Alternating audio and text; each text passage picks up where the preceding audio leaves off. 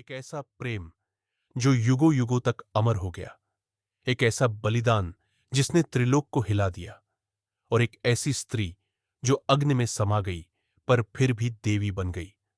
कौन थी माता सती और क्यों हुआ उनका शरीर 51 शक्तिपीठों में विभाजित? आज जानिए उस रहस्य को जो सिर्फ पुराणों में नहीं, ब्रह्मांड की आत्मा में बसा है। पुराणों के अनुसार ब्रह्मा जी के मानस पुत्र प्रजापति दक्ष की पुत्री थी सती।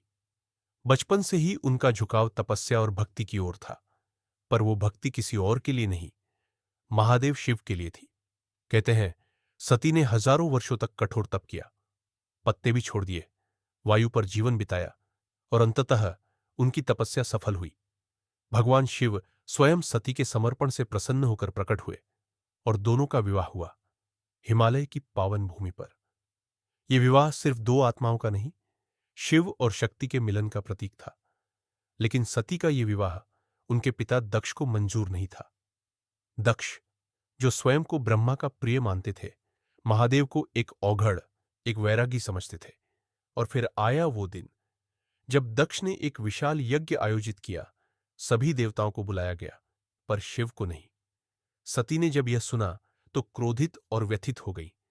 वो अपनी मर्यादा तोड़कर यज्ञ स्थल पर पहुंची, पर वहां उनका स्वागत नहीं हुआ, बल्कि उनके पति शिव का सार्वजनिक रूप से अपमान किया गया। और फिर आग की लपटों के बीच सती ने वो निर्णय लिया जो त्रिलोक में शक्ति की परिभाषा बन गया।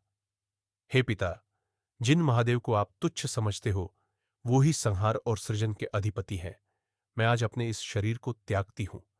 और वो यज्ञ की अग्नि में कूद गई, अपने प्रेम, अपनी भक्ति और अपने सम्मान के लिए। जब ये समाचार कैलाश पहुंचा तो महादेव शांत नहीं रहे। वो उठे, और उठे उस रूप में जिसे वीरभद्र कहा गया। शिव के क्रोध से उत्पन्न वीरभद्र ने यज्ञ को ध्वस्त कर दिया और दक्ष का सिर काट दिया। और फिर शिव ने सती के मृत शरीर को अपनी बाहों में उठाया और ब्रह्मांड भर में घूमते रहे, पागलों की तरह, विक्षिप्त, प्रेम में डूबे हुए।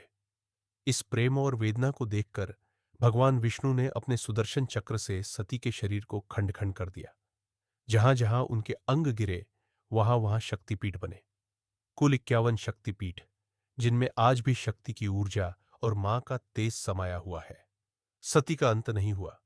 उन्हीं की आत्मा ने हिमवान और मैना के घर जन्म लिया, एक नई शक्ति रूप में, पार्वती के रूप में। और इस बार भी उन्हें पाने के लिए शिव को स्वयं तप करना पड़ा। पार्वती वो है जो बताती हैं कि सच्चा प्रेम न कभी मरता है, न हारता है, बल्कि वो काल और जन्मों को पार कर जाता है।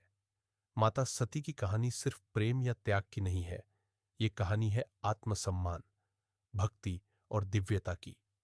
उनका जीवन बताता है कि जब एक स्त्री सच्चाई और धर्म के लिए खड़ी होती है, तो देवता भी उसे नमन करते हैं। और यही शक्ति है सती से पार्वती तक की। यदि ये कथा आपके मन को छू गई हो, तो वीडियो को लाइक करें, कमेंट में जय मां शक्ति लिखें, और ऐसे ही आध्यात्मिक रहस्यों के लिए चैनल को सब्सक्राइब करें।